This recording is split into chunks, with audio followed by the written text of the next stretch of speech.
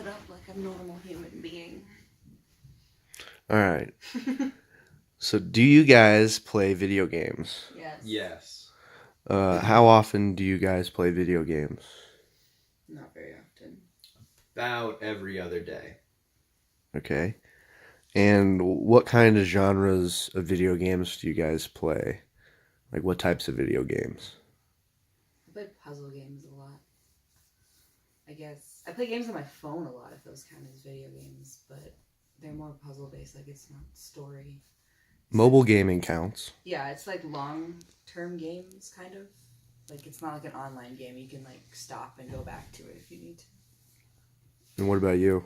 I play a lot of shooter games. I play a lot of strategy games,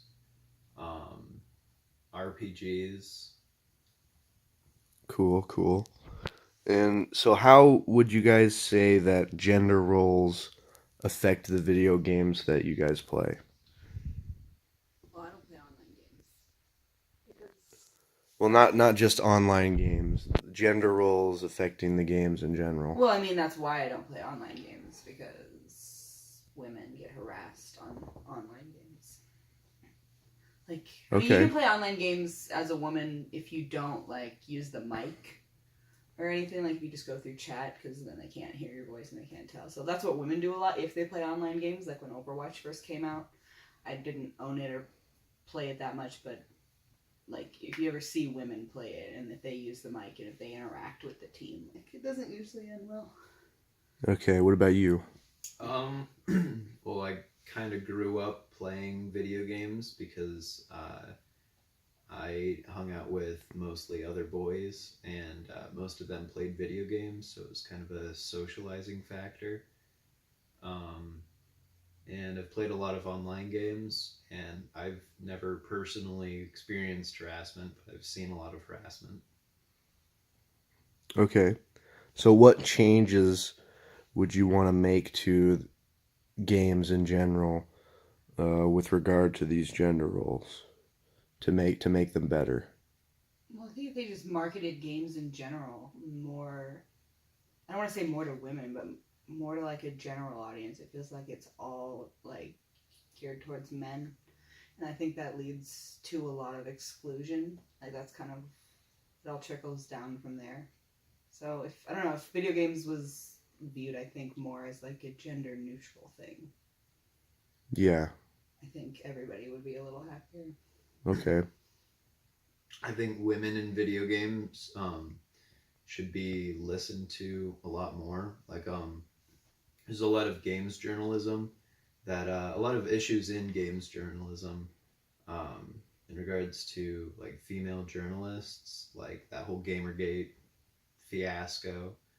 Uh, that was all based on dudes not wanting women involved in video games, and that should certainly change. Okay. So, other than the harassment that you've seen in the gaming community, how do the gender roles affect the the format of the games that you play? Like, how does that affect how the games are made and how you play them? Format?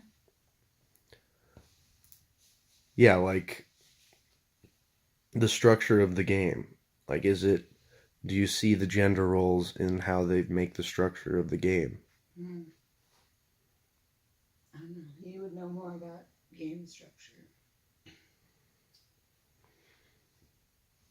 Not like the coding. I know. I'm Right. confused about what you mean by format. Like the characters and I guess the character structure of the game and like who the protagonist is, Oh. that kind of Oh, thing. like gender representation in games? Yeah, exactly. Okay. Okay. Um. They're starting to have a lot more female protagonists in games. Uh, I think that like the bigger games, the games that they make multiple like iterations of, those usually have male protagonists and usually are dominated by men. I noticed that games that have more female protagonists tend to be indie more often than not. Like they're not like the big name games that have the huge budget and are with the really big companies that everyone knows. Yeah. Okay. So how do gender roles affect the stories in the games, the characters, and how you control them? Well, I notice with female protagonists, a lot of times they can't speak. Like in Portal, uh, they don't really draw attention to the fact that she's a woman at all. Like you can see her sometimes, but she doesn't speak. She's canonically mute. Quiet in Metal Gear is mute. She doesn't speak, but she wears very revealing clothing. And we watched played Transistor, and it has a female protagonist, and she doesn't speak either. She used to sing really well, I guess, and now she can't. But I don't know of any male protagonists that don't speak. Well, I could think of one. Yeah. Dead Space, the first Dead Space game. Yeah, Isaac Clarke never Isaac speaks. Clarke doesn't speak. Oh, does the guy in Outlast speak? But I think that's more for like the horror effect of the game. Yeah. What about you, Isaac? I mean, I think there are a lot of games in which a male protagonist doesn't speak, but I think, there are very few female protagonists who have any real, merit on the story they're involved in, despite the fact that they're a protagonist. Like, a lot of them don't really make any strong choices in the story of the game. Well, I mean, I think it can be argued that a lot of male protagonists don't make strong choices either, but... No, but there really aren't But any it's- female protagonists who do. Well, it's kind of built into the male video game experience that, like, they kind of make decisions that are pre-decided by the story. Like, you can kind of already tell. Do you but think there are there- well-written stories? There are. And Do you think there are enough female protagonists in video games? Or should there be more? There's starting to be more. I think there should be more. I think it should even out. I feel like video games have always been kind of a boys' club. And now they're starting to branch out. And I think that would be better in general for video games. Like, if you're trying to market a game and trying to make money off of it, wouldn't it be better to market it to everyone? Not just men. Like, because, I mean, clearly women like video games. And it's starting to become more apparent. But for some reason there's a blockage. And that seems counterproductive.